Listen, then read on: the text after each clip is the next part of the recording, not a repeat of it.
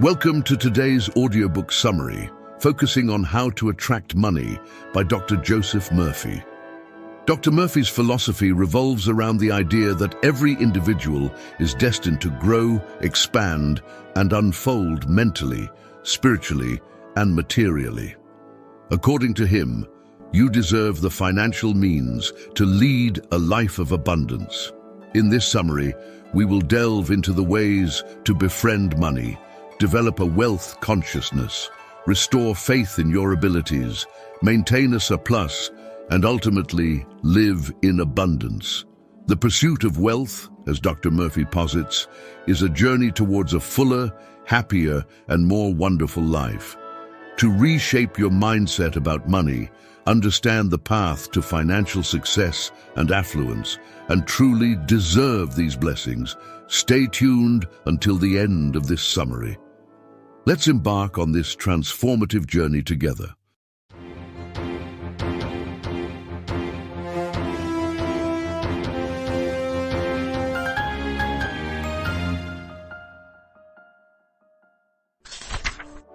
Chapter 1.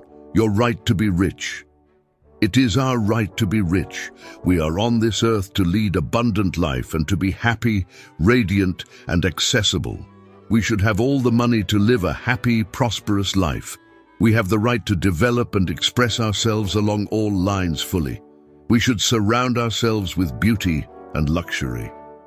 One of the reasons people don't have money is because they refer to money as filthy lucre and believe that love of money is the root of all evil. Another reason they don't prosper is that they have a sneaky, subconscious feeling that there is some virtue in poverty. This subconscious pattern may be due to early childhood training, superstition, etc.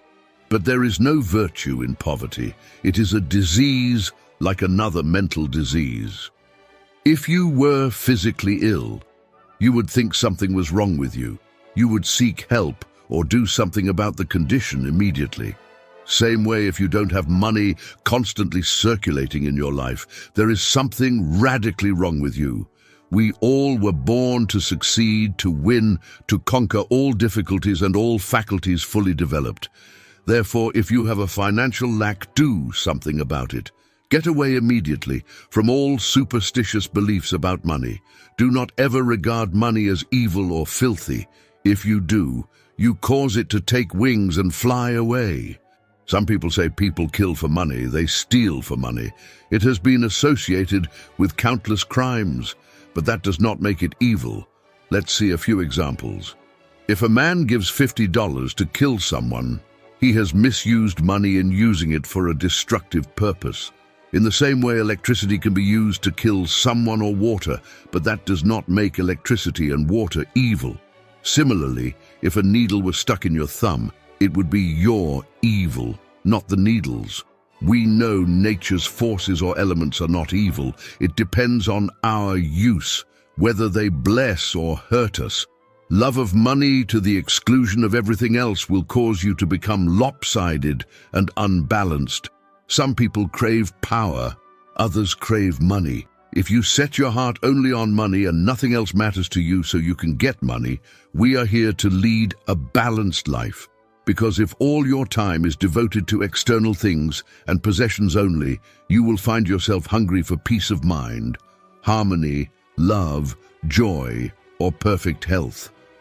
Love of money to the exclusion of everything else results in frustration, disappointment, and disillusionment. In that sense is the root of all evil.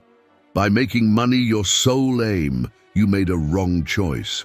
You thought that was all you wanted, but you found after all your efforts that it was not only the money you needed. You desired an actual place, peace of mind, and abundance. You can have the million or many million if you want them and still have peace of mind, harmony, perfect health, and divine expression. Money is a symbol of God's luxury, beauty, refinement, and abundance, and it should be used wisely, judiciously, and constructively to bless humanity in countless ways. It is merely a symbol of the economic health of the nation. When your blood is circulating freely, you are healthy. So likewise, you are economically beneficial when your money is circulating freely in your life. Wealth is a state of consciousness. The scientific thinker looks at money or wealth like the tide, which means it goes out, but always returns. The waves never fail. Neither will man supply when he trusts a tireless, changeless, immortal presence that is omnipresent and flowing ceaselessly. Here is a simple way to impress your subconscious mind with the idea of constant supply or wealth. First, quiet the wheels of your mind. Relax. Immobilize the attention. Get into a sleepy, tired, meditative state of mind. This reduces the effort to the minimum. Then, in a quiet, relaxed, and passive way, reflect on the simple truths. Ask yourself where ideas come from. Where does wealth come from? Where did your mind and brain come from? You will be led back to one source. You will realize that wealth is a state of mind. Take this little phrase, repeat it slowly 4 or 5 times a day, quietly to yourself, mainly before you go to sleep. Money is forever circulating freely in my life, and there is always a divine surplus.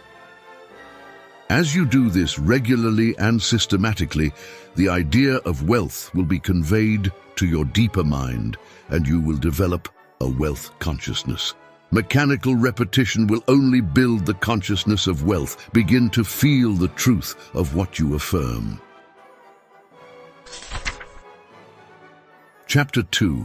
Mind acceptance. In the beginning, people in financial difficulties do not get results with such affirmations as, "I am wealthy, I am prosperous, and I am successful."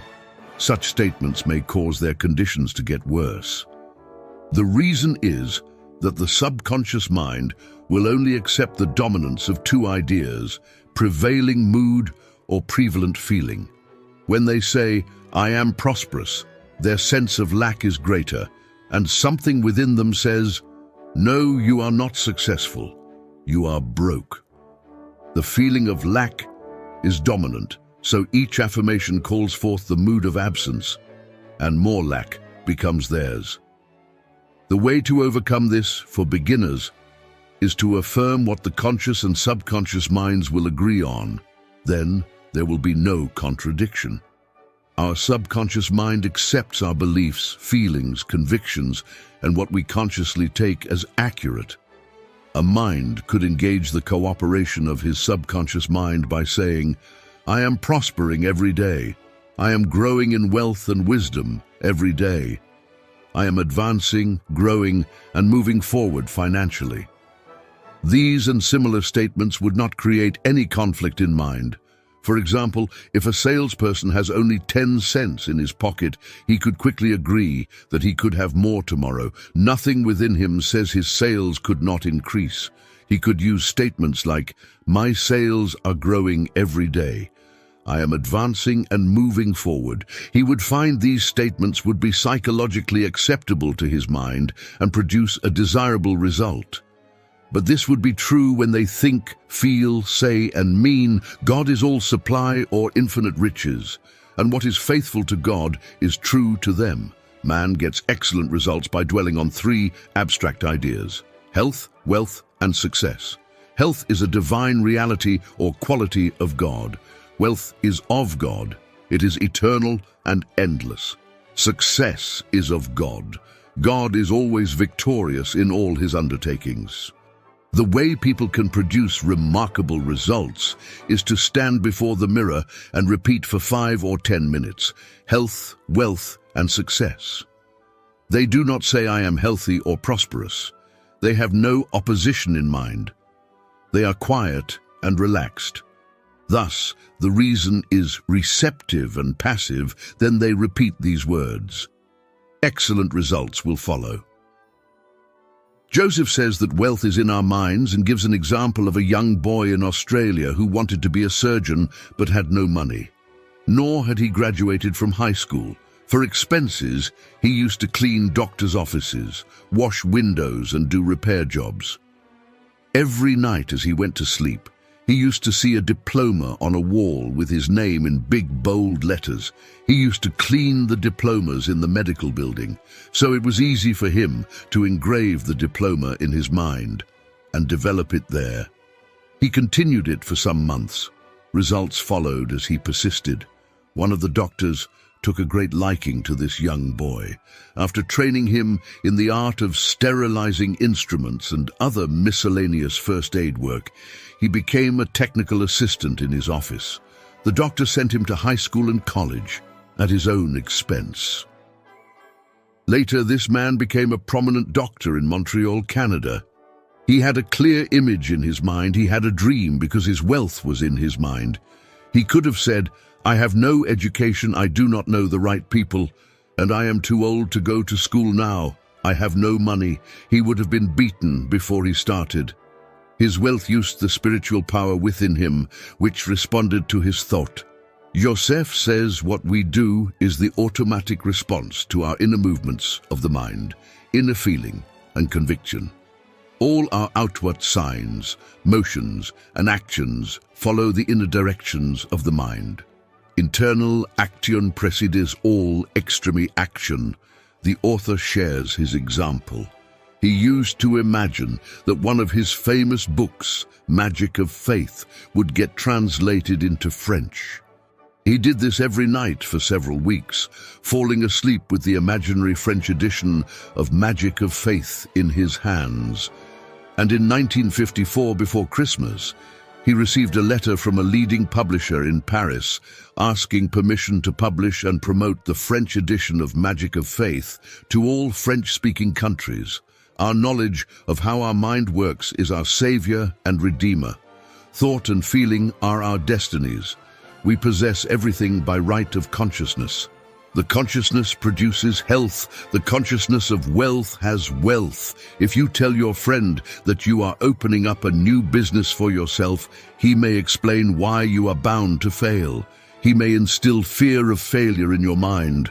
But as you become aware of the spiritual power that responds to your thoughts, you will reject the darkness and ignorance of the world and know that you possess all the equipment, passion, and knowledge to succeed.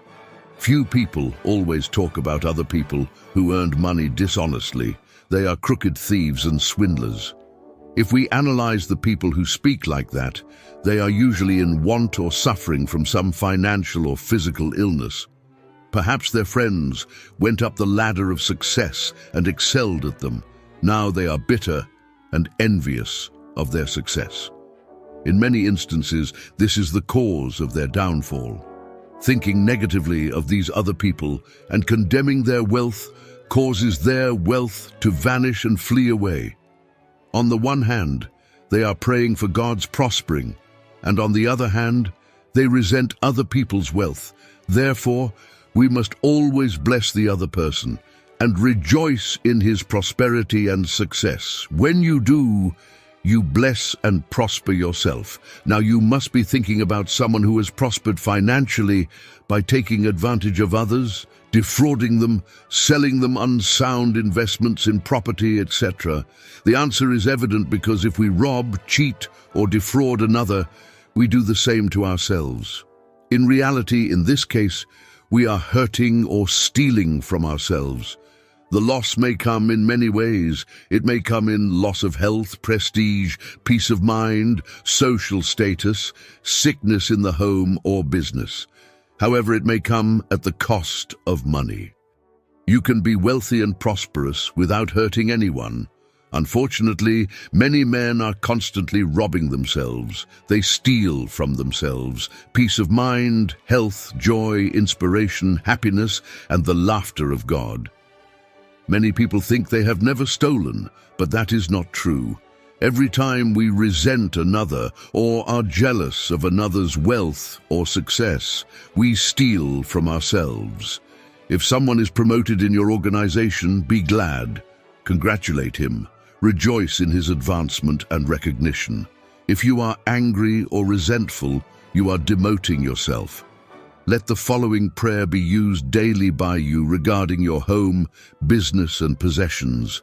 The overshadowing presence which guides the planets on their course and causes the sun to shine, watches over all my possessions, home, business, and all the things that are mine. All of you should seek inner guidance for your problems. If you have a financial crisis, repeat this before sleeping. Now I shall sleep in peace. I have turned this matter over to God's wisdom within. It knows only the answer. As the sun rises in the morning, so will my response be resurrected. I see the sunrise never fails. Then go to sleep. Your intellect can only solve some of your problems. Pray for the light that is to come. Let your sleep every night be a contented bliss. When you are hungry, poor state, you seek food. When worried, you seek peace. When you are sick, you seek health. When you are weak, you seek strength. Your desire for prosperity is the voice of God in you, telling you that abundance is yours. Let this be your daily prayer, right in your heart. God is the source of my supply. That supply is my supply now. I am forever conscious of my true worth. I give of my talents freely and am wonderfully and divinely compensated. Thank you, God. Chapter 3. The Road to Riches. Riches are of the mind. For a moment, a physician's diploma was stolen with his equipment, but his wealth was in his mind. He could still carry on, diagnose diseases, prescribe, operate, and lecture on medical things. Only his symbols were stolen. His riches were in his mental capacity, knowledge to help others, and ability to contribute to humanity. Joseph shares the symbolic meaning of the passage of the Bible, change the water into wine. It is the answer to perfect health, happiness, peace of mind, and prosperity. Wine in the Bible always means realizing your desires, urges, plans, dreams, propositions, etc. In other words, it is what you wish to accomplish, achieve, and bring forth. Water in the Bible usually refers to your mind or consciousness. Water takes the shape of any vessel into which it is poured. Likewise, whatever you feel and believe is accurate will manifest in your world. Thus, you are constantly changing water into wine. Joseph here shares a case history from his files about a young girl who performed her first miracle in transforming water into wine. She operated a lovely hair salon. Her mother became ill. During her absence, 2 of her assistants embezzled funds. She was forced into bankruptcy, lost her home, and became deeply in debt. She could not pay her mother's hospital bills and was unemployed. This lady was quarreling with the outside world. She said, "Look at the facts. I have lost everything. It is a cruel world, and I cannot pay my bills. I do not pray, for I have lost hope."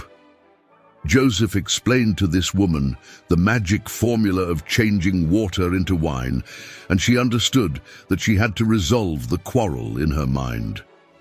This same thing happens to us. Like this girl, there is always a tug of war in our minds. We find the environment and external affairs challenging your desire for expression, wealth, and peace of mind. True prayer teaches us how to resolve mental conflict. It is a mental marriage feast. Thought and feeling are our destinies. Prayer is a marriage of thought and feeling, or your idea or emotion. This is what the marriage feast relates to. As we think and feel inside, so is our outside world. Our body, finances, environment, social position, and all phases of our external relationship to the world and man. Our internal mental movements govern and control the superficial plane in our life. What does God mean to you? God is the name given to the one spiritual power. God is the one invisible source from which all things flow. The spiritual man in prayer moves from the mood of lack to the spirit of confidence, peace, and trust in the spiritual power within himself. Since his trust and faith are in the spiritual power, his moods and feelings register a feeling of triumph or victory. This will bring about the solution or the answer to your prayer. During the day, thousands of thoughts, suggestions, opinions, sights, and sounds reach our eyes and ears. We can reject them as unfit for mental consumption or entertain them. The author said that he became rich mentally when he explained all this to his client, the young lady mentioned above. She put into practice the new way of thinking and feeling. At night, she became reticent and still, relaxed, and began using constructive imagery. 3 steps she followed. 1. She began to imagine the local bank manager congratulating her on her beautiful deposits in the bank. She kept guessing that for about 5 minutes. 2. In her imagination, she heard her mother saying, "I am so happy about your fantastic new position."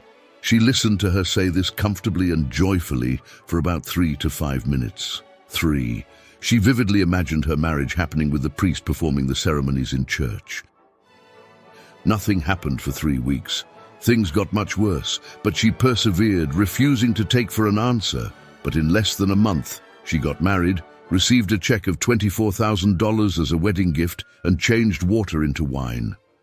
Whenever negative thoughts come into your mind, which would happen, do not fight and quarrel with them in any way, but go back to the spiritual and mental formula and repeat it quietly and lovingly to selfhood supplies all my needs. There is a divine surplus in my life. There is a divine solution. God's wealth is my wealth. Our prayers are like the captain directing the ship. We must have a destination. We must know where we are going. The captain of the boat knows the laws of navigation. And we are the captain of the bridge, and we give orders in the form of thoughts, feelings, opinions, beliefs, and moods. Imagine you have heard the news of having received a vast fortune. Dramatize it, feel it, thrill it, and notice how your whole body responds to the inner bliss. Get a picture of yourself as you want to be. Retain that image, sustain it with joy, faith, and expectancy, and you will be able to experience its manifestation. In short, we can reverse any situation through prayer. Busy your mind with peace, success, wealth, and happiness. We must marry wealth by claiming to feel and believe, but not flirt with it by having many wives, such as fear, doubt, anxiety, criticism, jealousy, and anger. Conclusion. The wealth, health, or invention we wish to introduce are all invisible at first. Everything comes out of the invisible. We must subjectively possess riches before we can objectively possess wealth. The feeling of wealth produces wealth. For wealth is a state of consciousness. A form of consciousness is what we think, feel, believe, and mentally consent to. And lastly, open your mind and heart and say, God is my pilot. He leads me, He prospers me, and He is my counselor.